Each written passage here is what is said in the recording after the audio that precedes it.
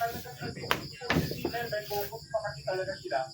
Yung majority yung grupo ni Senate President Cayetano, meron silang focus dapat, no? Nagkaroon sila ng focus hanggang sa dinadalan sila natira at huddle na lang ang tawag doon. And then nangyari na yung development na ito na meron niyang may movement, unity movement at yung sinabi ng we are a resident company. Mark, may tanong sa'yo si Vicky. Sige, Vicky. Mark, ano yung part na nakikita mo dyan? Saan nakadeploy yung mga reporters natin dyan para maninaw? Yung nandun sa labas, yung nasa loob. Dito nga sa loob ako sa may session hall at saka sa may labas. Anong gilockdown man ang Senado? Cayetano. Andito ko sa hallway, so immediate lang yung door. Mayabag na gid na sila. At saka ni SP. Nandito, may mga ibang channels din dito. Andito din si Marisol Abduraman. Si Marisol nakasaling sa atin tumutok kay si Senator de la Rosa.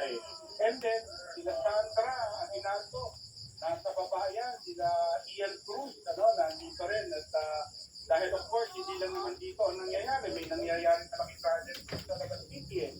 Diba? At saka, siyempre, malaki din ang security deployment outside the Senate. Both sa labas ng building at sa labas ng complex, meaning outside of the main gate, ay napakalaki ang security deployment. So, napakalaki ng ating dapat bantayan at lahat ng area ay essential na may mahalagang mangyari na dapat ay malaman natin sa ating mga tagapanood. Mark, nakita natin sinara kanina, no? Yung steel door dyan sa labas ng Senate. Ano yan, Vicky? Sinara kanina yung steel door. I guess bahagi yan ng lockdown ng ginagawa dyan sa Senado, di ba, Mark?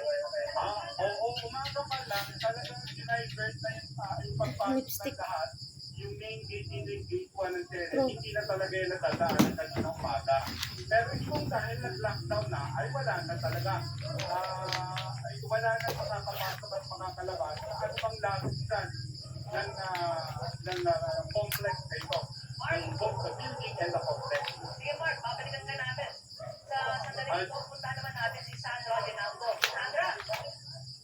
Yes, Vicky, narito ako ngayon sa lobby ng Senado, sa loob kami. Kasi nga, sila, Bumuta anak nila di. parang magla-lockdown, So, tara na yung roller, yung roller ng dito sa lobby. Pero bukas pa naman yung kalahati.